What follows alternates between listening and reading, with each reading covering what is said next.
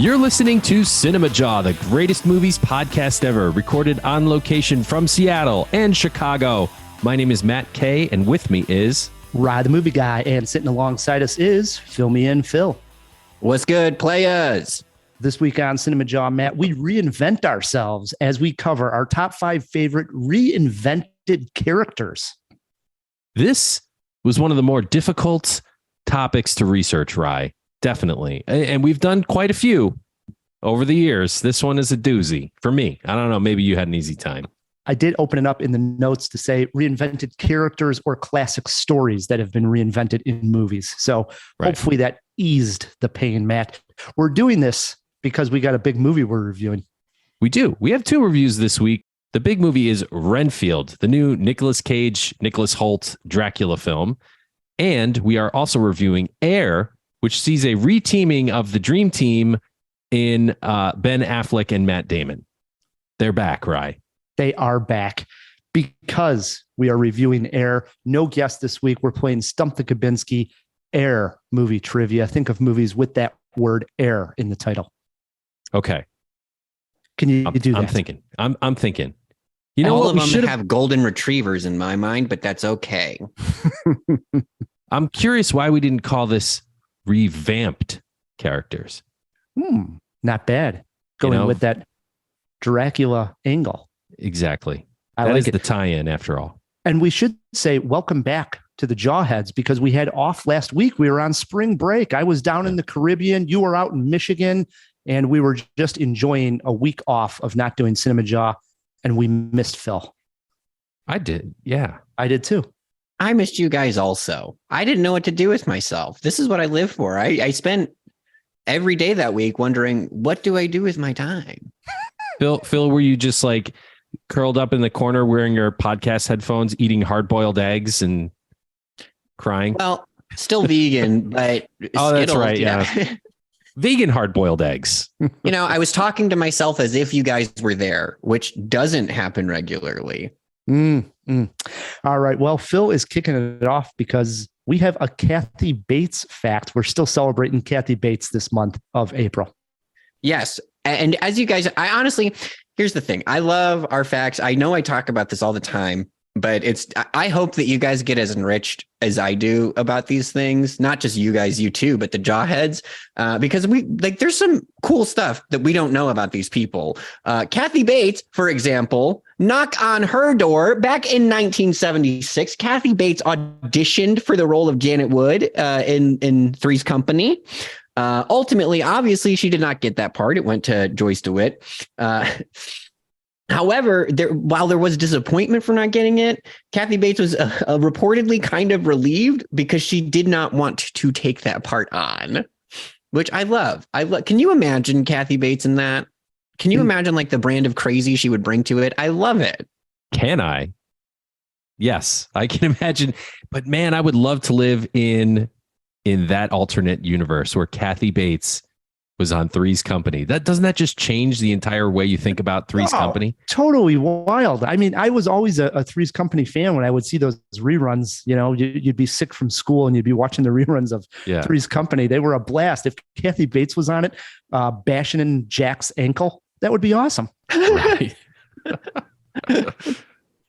Boy, I would have loved that. What a killer roommate. Yeah. Oh, totally. Good stuff. Good stuff. All right, let's get to our first review, Matt. Yeah. Nicolas Cage as Dracula. Full stop. That's the entire review of Renfield. That's all you need to know, Ryan. That is it. I'm just kidding, of course. The director, Chris McKay, who also gave us the Lego Batman movie and more recently The Tomorrow War, helms a bloody horror comedy about the familiar or slave-like assistant to the big bad Dracula. Vampire movies can be a real hit or miss. So Ryan and I wore our garlic turtlenecks to the theater to find out if this movie sucks blood or just sucks. Sorry to interrupt. Are you okay? I need to get out of a toxic relationship. Why don't you start by telling us what brought you here? My boss, he's different. You can't get him out of your head. No. I need your assistance. I'm coming, Master! Oh, you feel like he could destroy you with the snap of his fingers. Wouldn't even need to snap.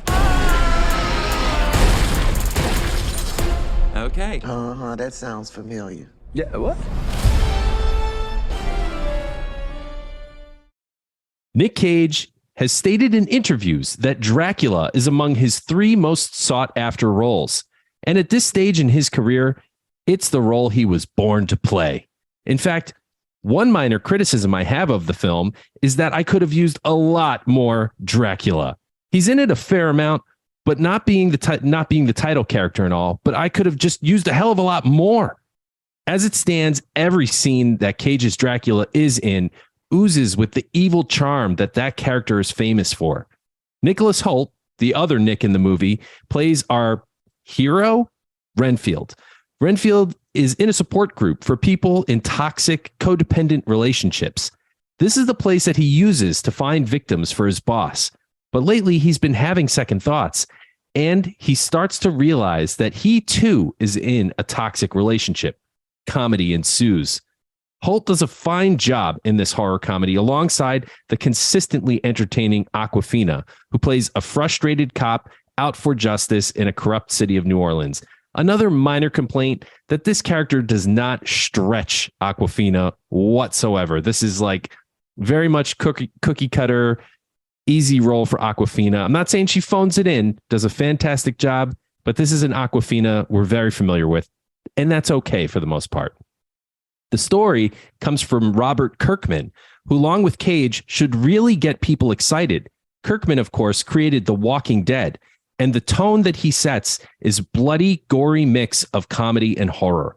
The laughs land alongside stylized vampire action that spews bucket of blood in a nearly cartoonish way. But damn, was it some glorious eye candy. This is not gritty, realistic vampires. No. This is a full-on B-movie on steroids. Dracula is the classic version, more Bela Lugosi than Gary Oldman, and it works. The backdrop of New Orleans and its crime syndicate as the antagonist was just plausible enough to fit into my suspension of disbelief. I had fun with where this plot took me, and there were some rather unpredictable beats that Kirkman was able to pen. Speaking of the criminals, right? Ben Schwartz plays a character, Teddy Lobo, who's heir to the underworld throne. He gets a decent arc in the story, and Schwartz plays it so over the top that there are a few scenes that I thought he was even stealing the scene from Dracula, believe it or not. So if you're into buckets of CG blood, stylized action, classic vampire tone with a healthy heaping of laughs on top, then you'll not want to miss Renfield. I would definitely be up for a resurrection in a sequel. Wow, a sequel you're talking already. I agree with you, Matt. Seeing Nick Cage as Dracula was worth the price of admission. He's clearly having a blast with it, and he sets the tone comedy-wise for the entire movie. It's like they're feeding off of his energy in there. Nicholas Hoult is great in there, and you're right. Awkwafina is hilarious. They don't need much from her here, so that's why I don't think they stretched her character that much. They just needed that character to add a little bit more comedy relief to she's the human. She has to be the relatable one. Right. Yeah. There's no superpower with Awkwafina. So she adds her typical laughs that we're going to get from her. But you're right. Not much of a stretch there. The gore is played for laughs, not so much scare. There's not really that much gross moments. As gory as it is, it's not very gross. You're laughing along with it more than anything else.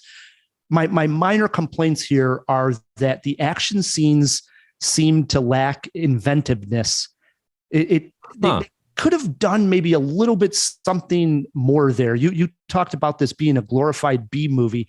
I felt that they took sort of the easy road, and the action scenes just seemed generic is the best way to say it. Like, come up with some type of new technique or a way to shoot some of these action sequences that would have been a little bit more exciting to the film. Yeah, I'm going to have to go ahead and kind of disagree with you on that one. We saw somebody. Now, first of all, the CG blood, I am never a fan of CG blood. Let's get real blood. That would have been so much fun splattering real blood around, because it's let's actually kill people on film. I agree with you. Yeah. No, but real blood, always better. That aside, we see a face get ripped off. hilarious. We see somebody's arms get ripped off, and then the next person is beaten with those arms, and the arms are flung not once but twice through people like javelins. Somebody gets limbs severed by serving trays. Okay, there's enough inventiveness here. I disagree.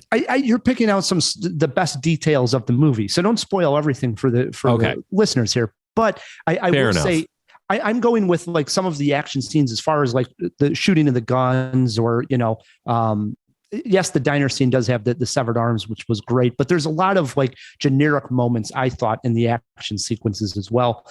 And the other minor complaint is the film kind of felt small. It has such a short runtime of 90 minutes that it felt like it was kind of just like a minor work. Like, let's see a little bit more of this world that they were in. I very seldom am on this podcast complaining that a movie is too short, but damn it, I'm doing it here with Renfield. I could have used it to be about another 10 minutes longer. It would have actually added to, I think, the story. They should have. There's a few rough transitions, in my opinion. Did you get that too, where the editing was just a little bit off? Sure. Definitely not a contender for best editing Oscar, but it again, Nicolas Cage does so much to elevate this movie. The minor criticisms we have, and I think we were all expecting the tone that we got. This is not Francis Ford Coppola vampire movie. Not at all. It's the guy that directed Lego Batman and Robert Kirkman, who's known for comic books writing. Perfect. I mean, and Nicolas Cage, boy, I want more Dracula from him. Okay, so Nicholas Hoult plays the title character Renfield. And right. I was asking you as we walked out of the theater, I myself was not that familiar with the character. I've never read Dracula, to be honest. Or if I did, I was a very young person and don't remember it very well. And I did see Bram Stoker's Dracula as a minor character in there, but not enough where I remember this character so well that I knew, what kind of powers the guy has and his little idea that he has to eat bugs and so on and so forth. Were you familiar with the character more so, and did it stay true to it all? Was I familiar with Renfield? Yeah, so I'm familiar enough. I have read Bram Stoker's Dracula, and obviously I've seen the Francis Ford Coppola movie 3 or 4 times. And he's always been a minor character in that tale, but this is a deeper exploration of him. But all the things that they basically say about him, he's a very pathetic creature. You can almost think of him as like a Gollum type creature, where he's so far from being redeemable. Obviously, they play it a lot more for laughs, and he has to have some sort of redeeming quality in this movie. But the thing with the bugs, where he has a piece of Dracula's powers to keep him alive through the centuries, that's all straight out of the book. That's canon, as they say. Yeah, I thought it was really well done. The theme and message of the movie, as far as the codependency goes, with Renfield going to the support groups, I thought the very first time it was played well and it was funny, but clearly they went back to the well like 2 to 3 times that he goes to this group. There's a great callback joke with one of the members in the group trying to tell her story that I loved. But as far as the message and the theme go, did that work for you, or did that feel like they were just trying to shoehorn that in? No, I felt a little shoehorned. I didn't feel shoehorned. A lot of times when they show this cliche in a trailer, it's just like a one-note joke. But the support group is actually pretty central to the story. It does come up like in the beginning, the middle, and the end of the movie. I didn't find it to be shoehorned. No, I mean, it was just more than I was expecting from that comedic situation. But I don't think they over milked it. Well, I mean, at the end, he talks about, his codependency and so on and so forth. Like the movie really had a message about that. I felt like that was his spiel to us at the end, but I didn't think that really came through as the film itself, I guess is my point. Well, are you saying that the social subtext of toxic codependent relationships was not well done in the movie, or it was just tacked on? It was just tacked on. That's what I meant by feeling like shoehorn. Like they're just tacking that on so that the film has a message, even though does it really have a message of any substance? It really was a movie that we were laughing at with all the gore and the silliness, and Nick Cage is Dracula. Yeah. Well, I mean, listen, Renfield is like such a pathetic codependent character from literature that, yes, well, I totally agree with you that the message is a little artificial and maybe a little tacked on. It also really, really fits the mythology of Renfield. So I don't know where else they could have possibly taken this. All right. Well, how about a jaw-dropping moment, something maybe we haven't highlighted? I'll go first here. Go ahead. And it's seeing Dracula. This is Nick Cage, and seeing Dracula. Well, he is not quite up to his full form. So when Dracula gets injured, depending to the degree of his injury, he needs fresh blood to regenerate his body. And there is a scene in this movie that shows Nick Cage in this wild makeup, and kudos to the makeup in this film. I thought they did a wonderful job with a few different times with the makeup with Dracula and a couple other characters. Here we see Nick Cage's face. It's still kind of not fully formed, and he's talking to Renfield. I loved that scene. Just thinking how much makeup was on Nick Cage's face. Brilliant. He did a fantastic job. The makeup guys did a fantastic job. The makeup guys and gals, the people. What I actually have two jaw-dropping moments. The first one I want to point out is there are some shot-for-shot scene remakes where I don't know for sure, but they may have even used the backdrop from the classic 1931 Dracula, the scene where Renfield walks into the castle and meets Dracula for the first time.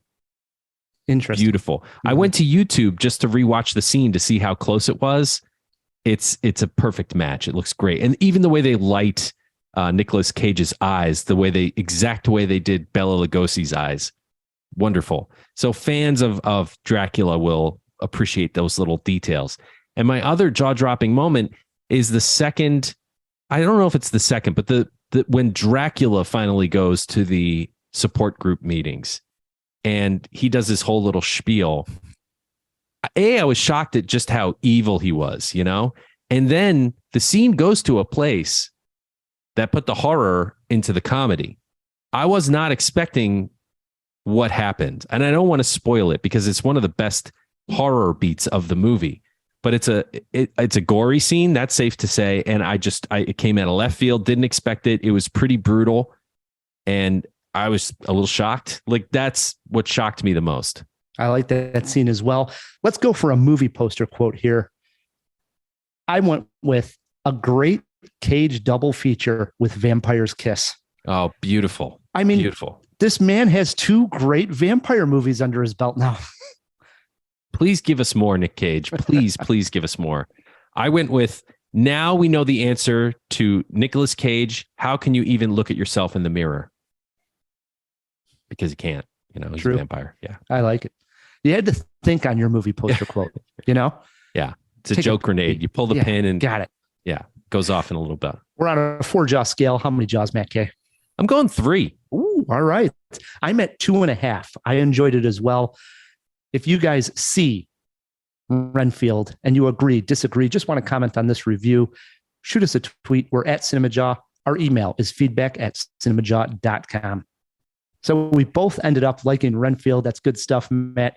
That's what got us thinking about reinvented characters and reinvented stories, because Dracula, I mean, how many times this guy's been reinvented and brought back? Yeah, quite a few. So we came up with this list, and it was difficult to come up with, but I got my 5. Do you mind if I start this week? Oh, no. Age Is before okay? beauty. Yeah, go ahead. All right. Here we go, Matt. I'm the Renfield to your Dracula, Ryan. I'm starting to realize this now. No shit. Yeah, that's probably not a good thing. Go on. Go ahead. So at number 5, I go with another Nicholas Hoult movie. Okay. Warm Bodies, 2013. This is a reinvention, I'm calling, of Romeo and Juliet. In it, Nicholas Hoult plays R, and he falls in love with Julie. And the great thing is that R is a zombie, and their eventual romance causes R to slowly turn back into human form. So it's a love story that we've never quite seen before, a reinvention actually of the zombie genre. But really, when I was going for the reinvention, it was about Romeo and Juliet in warm bodies. This was a nice surprise when I saw the movie. It was at the height of everything zombie. It seemed like every movie had to have some sort of zombie twist at this point. Walking Dead was number one. Right. Circa 2013. It was right in the middle of that craze. And I thought, oh, geez, another zombie movie. No, this one had, something about it that was like, yes, this is what I want to see. If you're going to give me a zombie movie, do it like this, something wild that's a Romeo and Juliet story and still thrilling and funny and inventive. So my number 5, Warm Bodies. I love this pick, dude. I'm a huge, huge fan of this movie. I don't think enough people saw it. Seek this one out if you haven't seen it. I don't know what list we were doing pretty recently. I brought it up. It's a great movie. Good pick. At number 5, I'm going to go with something a little controversial because it's tough to top The Master. And I'm not saying that this movie tops the original, but it was my first exposure to the story of Rebecca. Of course, the original by Alfred Hitchcock. The remake, pretty damn good. I mean, Armie Hammer notwithstanding, this was right before his fall from grace, let's say. The revelation of some facts about him that are quite disturbing and unsettling. Too bad, because he was a talent. Lily James, also just a great actress. I'd love to see more from her. And it's tough to put on those shoes, right? I think they pulled it off. It's a beautiful movie to look at. I will say this, my bone to pick with you here. Is that remake or reinvent? We're supposed to be doing reinventing. This seemed like a straight up remake. Small bone to pick with you. That's true. I guess they didn't update it for the modern age. Right. It's only a number 5. Okay. Hopefully I do better as we'll we cut go you some along. slack. We'll cut you some slack. At my number 4, I went with the classic monster, The Invisible Man, who has had numerous films, and his last one came out in 2020. It starred Elizabeth Moss. God, is that 2020? No. 2020. Are you sure? 100%. I looked this up. It was the February before COVID. So it was the beginning part of 2020 before the lockdown. Shit hit the fan. Yeah. Right. Yeah, totally. So it starred Elizabeth Moss, directed by, you know what? I didn't write down who directed. Can we throw that in the fish tank, Phil? It was a film that I remember having some issue with. You had said that horror movies, need to have a message, but clearly the message in the movie was about being in an abusive relationship, trying to escape that relationship that she was in, especially early on in the film. And so there is where I thought they took the inventiveness as far as reinventing the character. They took the Invisible Man, they updated him into the modern world, and they put him into this relationship with Elizabeth Moss. And that is the message of the movie. That's why I have it at number 4. Yeah, I'm not sure why I had a hard time believing that as the message, because that's clear as day. I'll have to go back and re-listen to my review. But the thing that I remember most about that movie is our 8 plot holes that you didn't see in The Invisible Man, which was a pretty cool, one of our better YouTube videos. Right. I'll throw a link to that in the show notes. It's worth it. I think it was 5 minutes long. Yep. Totally worth a watch. All right, swinging it back to me. See if I do a little better here, right? Because this was hard for me. I understand what you're saying. We're not trying to do remakes here. We're trying to do reimaginations of a film. This is a reimagining into a musical. So the original film was a horror movie in black and white, very dour and sad movie, Little Shop of Horrors. And here they change it into a horror comedy with a talking puppet plant, Rick Moranis. The Rick Moranis version I see more is Rick Moranis with Dark Helmet, who's always amazing. I mean, I can't get enough of Rick Moranis. Steve Martin pops up as a demented dentist. Some great numbers in there. I used to sing all those songs as a kid, just bangers in this movie. Great movie. Raised me. I was practically raised by Little Shop of Horrors. This explains a lot about Matt Kay. Doesn't it though? Feed me. Love the story. Great subtext in that as well. No doubt. Swings it over to my number 3. And here's one that I may have talked about before on CinemaJaw, but it doesn't come up very often. Came out in 2001, stars Heath Ledger. It's A Knight's Tale. Okay, and I've seen it, but go on. This is based on Canterbury Tales, and it follows peasant-born William Thatcher, who's played by Heath Ledger, as he begins a quest to change his stars, win the heart of the fair maiden, and rock his medieval world. And the reinventiveness when you're thinking about Canterbury Tales and knights and so on and so forth, you're not thinking about like rock music. And this movie has this great jousting element to it. Wonderful action scenes with Heath Ledger on the horse jousting. And it was set to rock music. So they had sort of gave it like an updated twist to the movie. Action scenes are great. It's a fun movie. It's not, I was just thinking of The Last Duel, how authentic and brutally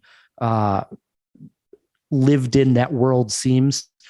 That's not A Knight's Tale. A Knight's Tale is meant to be sort of glossed over, have this music that doesn't quite fit the times. Totally different take on that kind of era of film. It worked for me. Worth a spin, especially if you're a Heath Ledger fan and you haven't seen other stuff by Heath Ledger. Check it out. A Knight's Tale. I went to medieval times with my family. First time. Have you ever done that? I've never done it. So if you ever watch the movie Cable Guy, where they go to medieval times. Oh, yeah. It's pretty accurate. Our night one, by the way. Medieval times, I highly recommend it. I thought it was going to suck and be cheesy. It was pretty good. And the food, decent. That's my little quick review of medieval times. If there's one near you, go check it out. All right. So I am going at number 3 with the Batman. I think here is a character, much like Dracula, who has been reimagined, retold so many times. Nobody was asking for another Batman movie. We've got the cartoonish Tim Burton movies, the really cartoonish Schumacher films, and Phil earlier pointed out the Adam West 60s TV show. Then Christian Bale took the mantle, and we got a grittier, more down-to-earth Batman. Here comes Robert Pattinson, also known for vampire roles, as the Batman, and threads that needle perfectly. You know, he's right in between the campy, silly comic book Batman and the gritty, realistic graphic novel Batman. Perfectly. I mean, I loved the Batman. Cannot wait for more in this universe. And you really don't even have to just settle on the Batman. I mean, because you could just say he was reinvented, you know, the whole world, each the times, right? I mean, right. Christian Bale definitely was a reinvention from the last time we had saw it under George Clooney. And then exactly, yeah, that's what I'm saying. So on and so forth. So totally good pick. My number 2 is from Netflix. They have a sequel on their hands, a series. Me and Matt have reviewed both films here on CinemaJaw. I went with Inola Holmes. Oh, okay. Go ahead. And this is a reinvention of the Sherlock Holmes movies. They've reinvented it for a younger audience, probably not familiar with the Sherlock Holmes world and stories. And angled it toward young women and girls. Exactly. And it stars Millie Bobby Brown from Stranger Things fame. She plays Inola Holmes, who is the sister of Sherlock Holmes. And it's her story. And yes, they give it a really wonderful tales in both movies that have to do with like women's rights and based on true stories, which is really cool too. And then within them, they're not based on true stories. I don't think. No, I'm talking about the stories of like the women's strike. Oh, okay, sure. They wrap a little truth around their fiction, right? They're putting in a little history in there. That's what I'm talking about. Got it. Yes, exactly. And then within that, you're getting this fun adventure, you know, Holmes type story, and adventure on trains and action sequences and all of that works. So yes, did they reinvent Sherlock Holmes for the younger audience? They did. My number 2 pick, Enola Holmes. And we love these movies. We do love these movies. Full disclosure, Sherlock Holmes, just in general, was my number 1. So we'll knock him off the list right here. Here's a character who's been reinvented throughout the years. We had young Sherlock Holmes. We've had freaking Iron Man playing Sherlock Holmes. Guy Ritchie directing Sherlock Holmes. He's been all over the place. And now we get Enola Holmes, which is a fresh take on it. He's one of those characters that can always reinvent himself, kind of like a James Bond. But at number 2, I am going with The Fly. True, it's a remake, but I think that what Gina Davis and Jeff Goldblum did with The Fly is just a totally different. And Cronenberg at the sitting in the director's chair, a really disgusting body horror squeam fest. It's just so gross, it makes your skin crawl, and it's tragic too. Great acting in this movie. Great acting. The whole movie, front to back, is just, it's that much more heartbreaking because the talent involved makes you believe these characters are real. And you don't get that. If you watch the Vincent Price Fly, it's fun. It's cool. It's a classic and I love it, but it's not anything close to what we got in the 80s with The Fly. That movie to this day, I think, is one of the most effective horror movies maybe of the last 50 years. Oh my, you're always way out there. You got to go that far, that effective of the last 50 years. I said one of, I'm not saying it's the most. I'm saying it's up there, maybe in the top 25. If you were a fly, I'd swatch it right now. Come on. You're saying it's not in the top 25? Well, now you're backtracking the top 25. At first you said 50 years worth of horror. I'm saying it's one of the best. It's in the top quarter. All right. Well, top quarter. We'll go top quarter of the past 50 years. Yeah. If there's 100 great horror movies, it's in the top 25. At least I got you to backpedal a little bit. Swings it over to my number 1. And this one came out in 2011. It's the one movie on this character that I am the most familiar with, even though it is a very famous story and character. I went with Jane Eyre. And in 2011, it was Mia Wasikowska, I can never say her last name, and Michael Fassbender playing the leads. This is based on the 1847 novel. Wow, that is old. And the film keeps the same setting, but really ups the creepy factor of what is going on in the house as we hear strange sounds about. If you have a good sound system at home, I highly recommend watching this movie with it turned up, because the sound design in this movie, I think, really makes it that much more effective. I remember watching this movie and not knowing what the hell was going on. It seemed like we were now in a haunted house movie. And I don't know if that's the case on all of the adaptations. And there have been a lot of adaptations on Jane Eyre. Phil, I'm going to give you something to work on here. This may take you a while. How many movie adaptations have there been of Jane Eyre? I just saw briefly on Google when I was getting my dates and notes out, and I saw some listed on the side, and I thought, geez, I don't even know how many there are. So if Phil can look that up. But Jane Eyre 2011 with Michael Fassbender, that's my pick. Watch that one, Jawheads. Was she like a basketball player, Jane Eyre? Or is it like the sequel to Con Air? Terrible. Absolutely terrible jokes here. Yeah. It's not even spelled the same, but we'll go with it. It's Ayre, right? It's Eyre. EY. That was close. I never read it, never saw any of the movies. Can you believe that? You would like this 2011 one. It's got a haunted house feel to it. You like that? I do like that. That's true. All right. My number 1 was Sherlock Holmes, but we've discussed him. So I'm going to pull a substitute out of my butt, and I'm going to go with the absolute masterpiece, The Monster Squad. If you ever wondered what you would get. Is that terrible? It's not terrible, Ryan. You're terrible. No, you're terrible. The Monster Squad was the perfect child terrible of the 80s.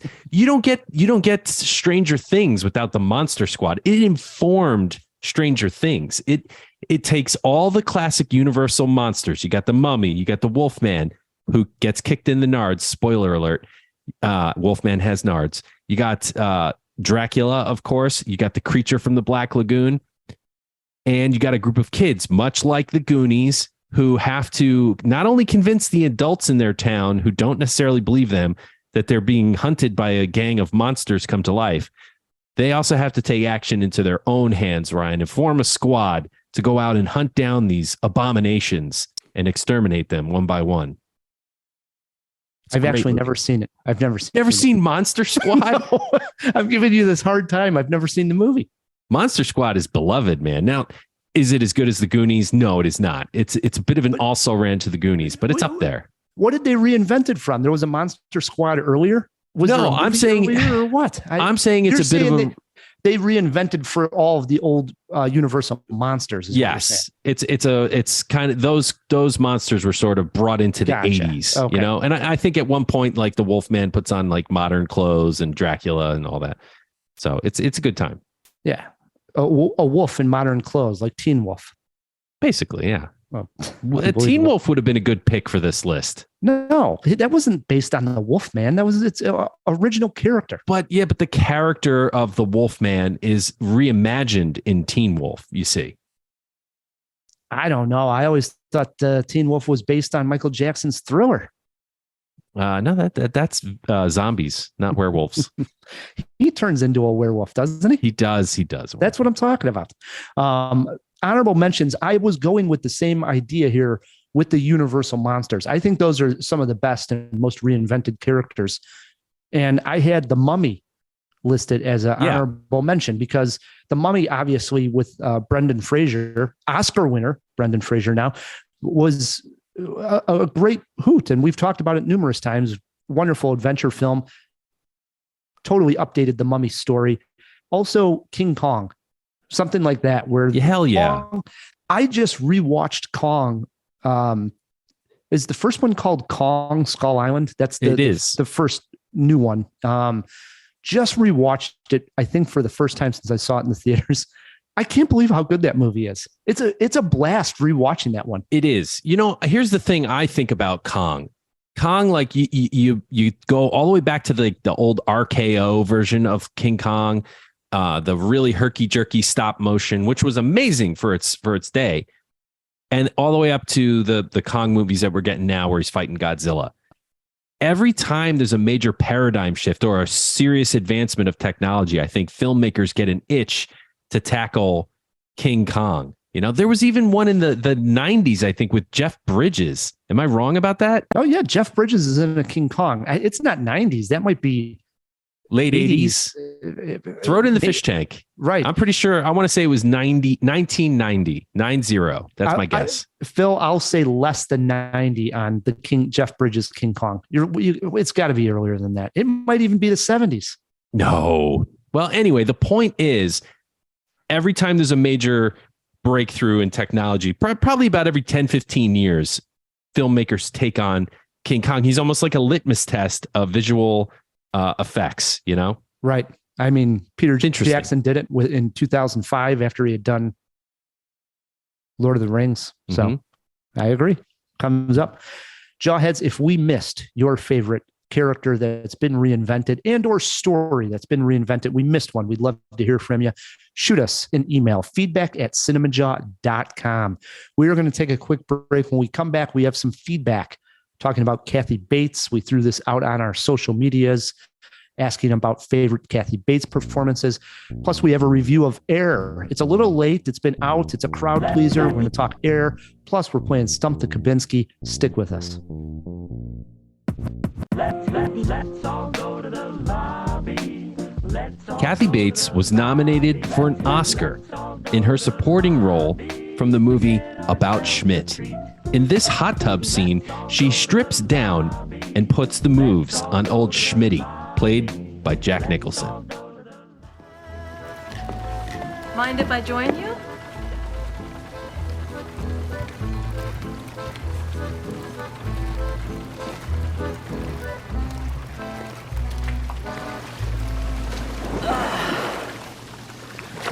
Oh, that's better.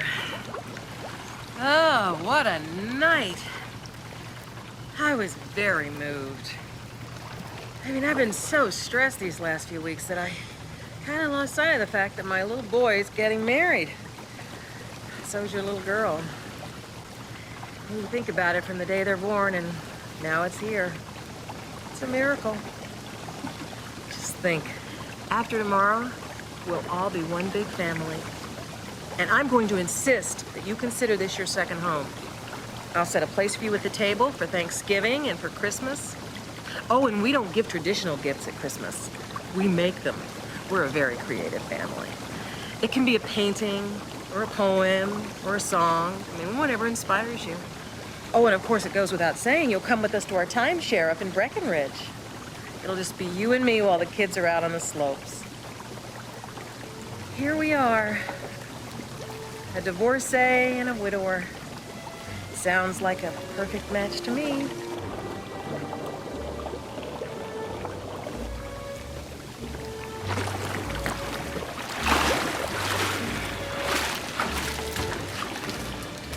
What's the matter?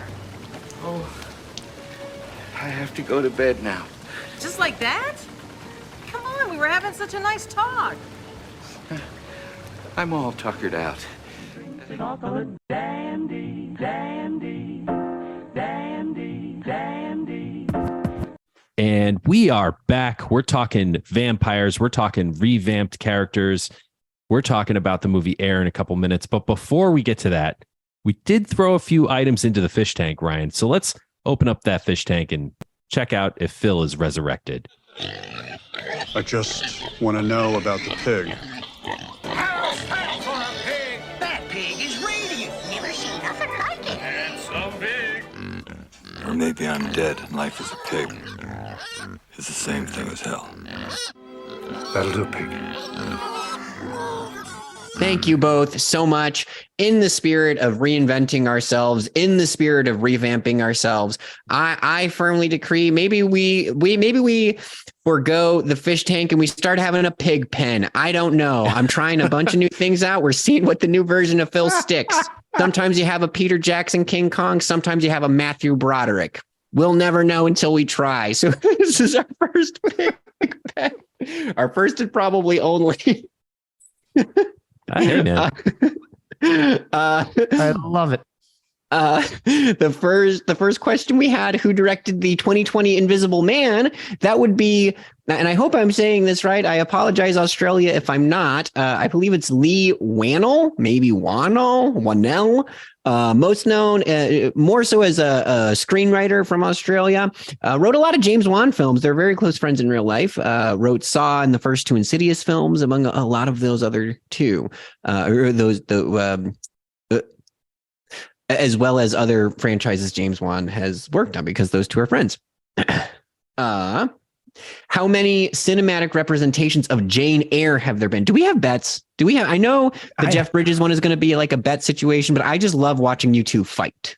I mean, Matt's not familiar with Jane Eyre. Obviously, he's spelling it Jane A-I-R. Dude, so, I know that it wasn't. I know you were making a joke, but my guess would be 8. All right. So I'm going to take a stab in the dark. I'll go under. I'll say 5. 23. Wow. 23. I'm going to give, not only because Ryan was technically closest, but there were 8 silent films from 1910 to 1926. Holy cow. But then that means there's 15 speakies of this damn movie. And I got to read this book. To be fair, okay, 6 of those 15 speaky films are international, which maybe some of you won't count.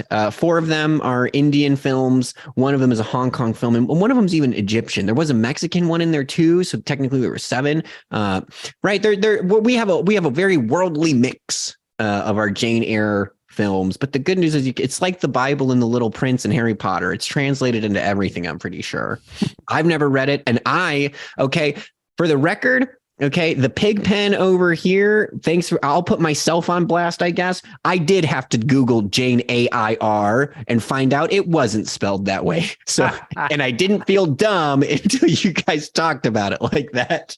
Well, here's a movie detail for you. I believe Jane Eyre is the book coveted by Justice Smith in that recent Khan movie with him and Julianne Moore.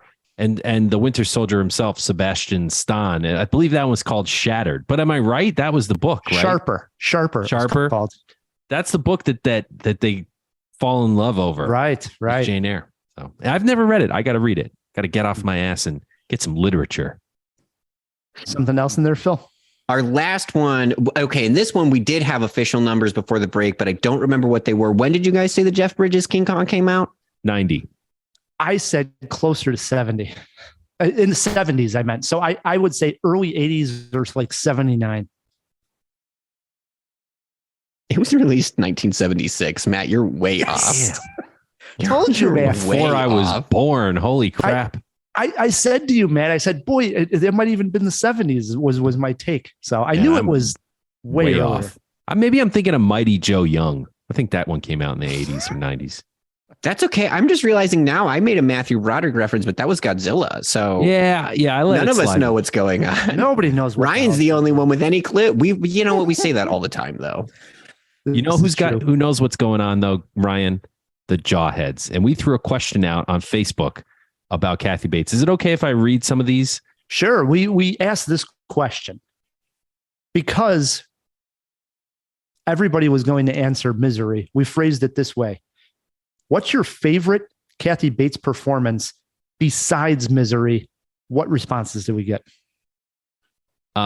We heard from Ed Fairman, the Wizard of Sorts, who said, I'm going to pick About Schmidt, not because it's a great movie, but because I thought it was brave as hell to be nude on film at her age. Okay. No arguments. Heather Kabinski. I have no idea who this person is. No relation. American Horror Story. I do like her in American Horror Story. Yeah, that's why I read this one. Like, yeah, I had to. Stop throwing your wife under the bus. Let's see. Gabrielle Nolan, Dolores Claiborne. Totally forgot about that one. Never seen it. Jack Schmidt, The Water Boy. And he puts a LMAFO and I'm saying, you know what? Go with that, man. I say The Water Boy. She was great. That accent. She showed her comedic side. Fantastic. Kara Winter, who's been on the show, former guest Kara Winter, filmmaker, said fried green tomatoes. It's a good pick. Kara. Bridget Riley did not read the directions. Bridget, she said Misery, but you know what? It's worth repeating, right? How about you? You got a few? Yeah, I got a few written down here. Wisconsin Bob listens to the show. Went with About Schmidt also, and Matt Shivers, I hope I'm saying that right, says fried green tomatoes, agreeing with some of the other Jawheads. And lastly, Aaron Schmeling said, for TV, I go with The Office. If we're talking movies, I go Titanic. Unsinkable Molly Brown in Titanic. Boo. Good call, Aaron. Good call. Boo. No, good call. Don't boo, Aaron. I'm not booing Aaron. I'm booing the movie. It's You're okay. Booing Aaron. No, I would never, ever boo Aaron. She's an amazing person. I'm just not a fan of the film, but that's okay. That's okay. Go to our social medias, Facebook.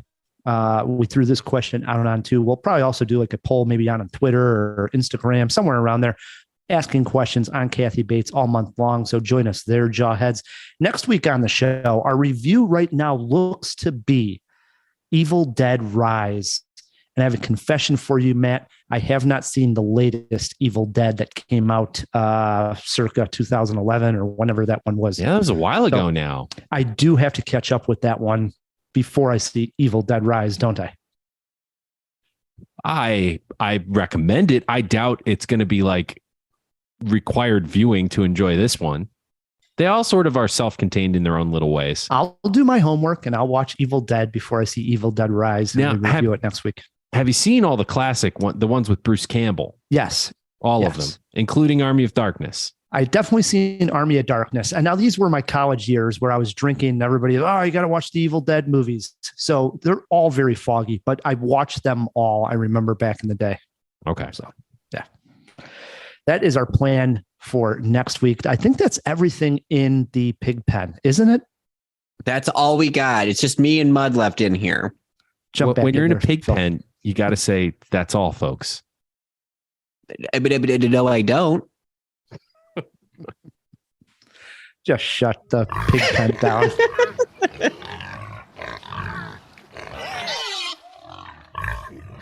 All right, on to Eyre. Matt, when I first heard that there was going to be a movie coming out called Eyre, I figured it was a prequel to the 1997 classic Eyre Bud. I was wrong. Eyre tells the story of how Nike signed a deal with Michael Jordan and how that deal impacted all future deals with major athletes. It is a film that also reunites Ben Affleck with Matt Damon. I hit the theater to see if it was indeed a slam dunk. 1984 has been a tough year. Our sales are down, our growth is down. Sonny, I brought you in here to grow the basketball business. People don't know what the hell a Nike is. What's a Converse? NBA All-Star shoe. There's nothing cool about Nike. You would have to have a pretty compelling pitch. I can tell them the one thing the other companies can't compete with. Our basketball division is terrible. I do not love it. Ben Affleck has directed a crowd pleaser that I am sure will make a few grown men cry. Eyre has a phenomenal cast. Affleck as Phil Knight, CEO of Nike. We also have Matt Damon, Chris Tucker, Jason Bateman, Viola Davis. Who we don't have?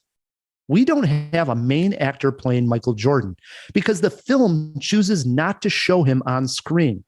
This was a great choice as the movie is not about Michael per se. When we do see Jordan, it is from the back or a side angle. I think if we did have an actor playing him, it would have been distracting. The story is set in 1984, the year Jordan came into the NBA. Nike at the time had a very small presence in basketball. Damon's character sees something in MJ to convince him to bet big and sign the youngster to a massive shoe deal. We all know how this worked out. In fact, knowing the success Jordan had on the court and off the court is what gives us the emotional core of the film. There is a scene that sees Matt Damon's character give a rousing speech. This is a scene that will get many to well up with tears and downright cry. It comes from the fact that we know the end result. We know how great he would go on to become. Affleck's direction is on point. He fills the film with classic 80s music, and we see plenty of tech from phones, pagers to fax machines. All of it works here. This is a feel-good movie about one of the most recognizable athletes to ever live, and easy to recommend. This isn't just a 2-hour-long Nike commercial. We're getting there. I've seen a lot of write-ups about how we're getting into so many product movies that's all that are coming out, right? We just got done reviewing Tetris. We're getting ready to go over to your son's birthday party and watch Super Mario Brothers. Those are a little different. No, I mean, they are, but they aren't, are they? I mean, they are. Yes, we're not talking about these products, right? Yes, but go on. When we go see Super Mario Brothers, is it not a 2-hour, 90-minute commercial, whatever, for Super Mario Brothers? In a way, yes. Tetris, yes, to a degree. Yes, but these are, in the case of Mario, he's a character in an imaginary world. There's stories to be told in that world. In this case of Tetris, the true real life story of how Tetris came over to this country is worth telling. We're talking about a shoe, like what are we going to have next? Cup, the movie, But that would be one thing if it was just about the shoe. As I mentioned, the deal that Michael Jordan signed and the way Nike had to go about signing him actually changed the future of sports marketing going forward. Show me the money. Well, I don't want to go into the details. This is one of those problems where if you go into the exact details, then why go see the movie, right? So no, fair enough. But it's nothing about just show me the money. It's actually something much bigger that's still affecting court cases just up to a couple of years ago, that this actual deal had an effect that probably literally affected millions of people's lives because of what was signed at this particular time. So it is much bigger than just a Nike commercial. But well, that's why I was asking. Movie. Yeah, it's also a very feel-good movie. I mean, this is a movie you go into, you watch it, and you're just completely blown away by the nostalgia of it. The idea of just going back in time, of imagining talking about Michael Jordan when no one knew who he was. Like now we have this idea, he's one of the most recognizable people on the planet.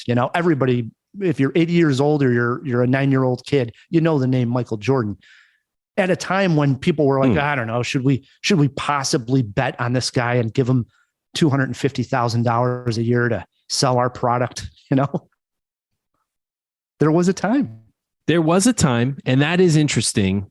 I don't know. It smacks of corporate product placement to me. Like here you have Matt coming Damon from a guy who didn't see the movie. True. It actually pisses me off. Why? I asked you to watch the movie, gave you plenty of time to see it. It came out over 2 weeks ago, and you didn't see it. And then you come on here and you complain about, well, it smells like, but you don't have a right to say that if you didn't see the movie. Why not? No, I'm just saying I wasn't that interested in seeing it. I will see the movie, but it didn't grab me because to me, it just feels icky. Like I wish these two had picked a different story. This doesn't interest me. It's not my cup of tea, but I want to be wrong. Of course it's not. How many pairs of Air Jordans have you owned? I don't know if I've ever owned a pair of Air Jordans. You wouldn't know if you've owned a pair of Air Jordans. So I think the answer is none. No, maybe in the 80s. I don't think so though. You would still know. Everybody would know. Like I guarantee you, if you ask that question, people are like, two, I had this one and this one. I mean, they know the names. I had some Air Walks. I only owned one pair of Air Jordans. And in fact, I'll say my ignorance I thought they had stopped the Air Jordans when he retired. I thought, well, that was probably the end of the shoe. It's an institution. The shoes are probably more important than the guy at this point. Right. I mean, shout out to Neil out in Bartlett. He listens to the show. Hello, Neil. He told me, I don't know, this is several years back, but he was telling me waking up early on a Saturday to try to get in this like lottery to, have the chance to purchase these new Jordans. And I was like, what? I didn't understand it at the time. I was like, oh, they're still making these shoes. I had no clue. Come to find out, the world's been open to me. Not just Air Jordans, but shoes in general are a huge commodity. Over here in like Wicker Park, you go out on a Saturday morning early, there might be like 100 people lined up at a shoe store waiting to get in for a, special release that's come out. It's a major market out there. I understand and I respect it. I just don't. I guess I don't understand it. I respect it and I know that it exists, but shoes have never been something that interested me. Like I have never ever cared about my shoes. I wear combat boots. I wear the same freaking shoes everywhere I go. It's embarrassing. These are these are the most ridiculous shoes that Matt K's wears. I will say this. I read Mark Dusick's review. Mark's been a guest on the show here numerous times. Read his reviews over at Mark Reviews Movies. Saw his review on this, and he did bring up a good point. The cynic take on this is that they really do try hard to make Nike an ultimate underdog here. At the time, Nike was the third biggest shoe manufacturer as far as like sporting shoes went. You had Converse and you had Adidas ahead of them. And that's where everybody sports wise was going. Nobody was going for Nike at the time.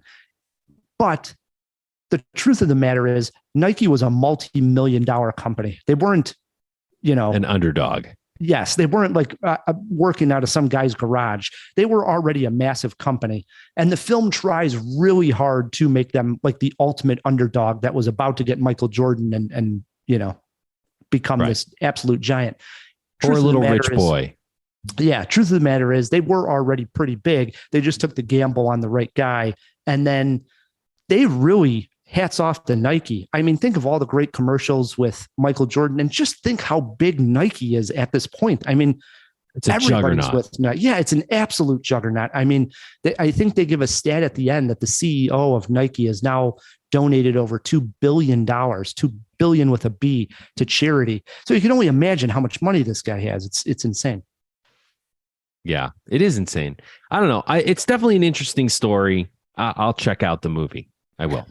There's a jaw-dropping moment in here. Besides the great speech that Matt Damon gives, which as of right now, I can clearly say is the best scene of the year. It'll come up at the end when we do our favorite scenes. It's a showstopper for sure. But I want to highlight another moment because that's the easy pick for sure. Another great moment comes up when they unveil the first prototype of the Air Jordan.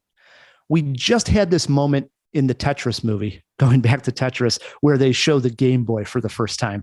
And you have that moment. You would love this. Sign right? the NDA, yeah. Oh, yeah. Yes, this kind of moment. So here, all of a sudden, when they finally have this meeting that they hear that the Jordans are going to come in, Michael, his agent, and his mom and dad are going to come to Nike headquarters. They basically have a very short period of time to come up with the shoe. And they go to this guy who actually did, design all these shoes for Nike. And he comes up with that first Air Jordan. And we all know what this shoe looks like. I mean, this is the Miles Morales Air Jordan. It's if you see the shoe, it's very recognizable. And that moment when they unveil it and they just show it and everybody's like in shock around the shoe, like, wow, this thing's absolutely gorgeous. It's a great moment. So that's amazing. Ryan, do you have a movie poster quote? Even LeBron James fans will like it. Okay. How many jaws are you giving this thing? 3.5 jaws for Eyre. Wow. Definitely. As far as a crowd pleaser, the best of the year so far. As far as a crowd pleaser, it's right up there with like Dungeons and Dragons, where you go in and you have a damn good time with the movie. Kind of Jerry Maguire-esque, I guess, because that sort of dealt with sports as well. So it has that sports feel where I think if you're going out on a date and you were a diehard Michael Jordan fan, maybe your wife wasn't, there's something there for everybody. You're going to enjoy this movie. The cast is great. Chris Tucker, phenomenal. I have no doubt. It's in very capable hands. Those two obviously know how to make great films together. Yes. All right. In honor of Eyre, no guest this week. We are playing Stump the Kabinski, and we're giving Matt an option. He can either go 1 through 5 or 5 down to 1. I'm going to go 5 down to 1. All right. He has to get 3 correct not to be stumped. He's going in reverse order. Think of movies with Eyre in the title. What does that change? Order. Does that change anything? Well, you're getting the toughest question now. So at least you're getting it out of the way and you won't get it right. And then we'll go on from there. So question number 5, name the actor who played a basketball coach who discovers a 6'10" basketball talent in the 1994 movie, The Eyre Up There. This was the most difficult question. Name the actor who plays a coach who discovers a 6'10" basketball talent in the 1994 movie, The Eyre Up There. All right. So it's not Gene Hackman. No.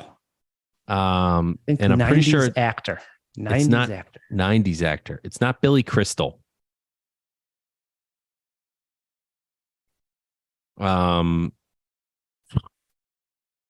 Kurt Russell. Kevin Bacon.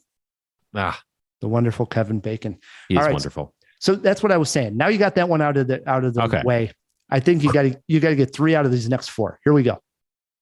Name 3 actors from the movie Con Air. We've had this question. Nick Cage. Oh wait, no. Wait, that's The Rock. Hang on a second. Con Air. John Malkovich. 1.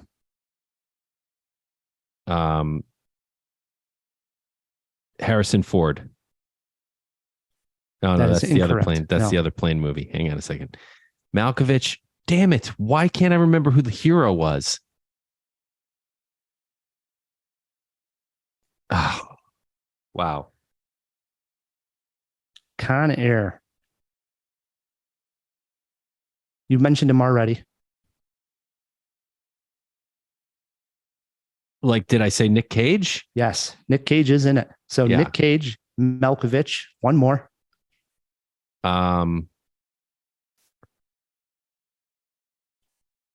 Who is... Oh, Jason Statham. We're We're looking for John Cusack was the other main character, but also Steve Buscemi or Ving Rhames we would have accepted as well. Matt needs the next 3 correct. Oh boy, now I am worried. Number 3, Matt. Robert Downey Jr. and Mel Gibson worked together in 1990. The film was about a young pilot working for the CIA. Air America. That is correct. He is on the board.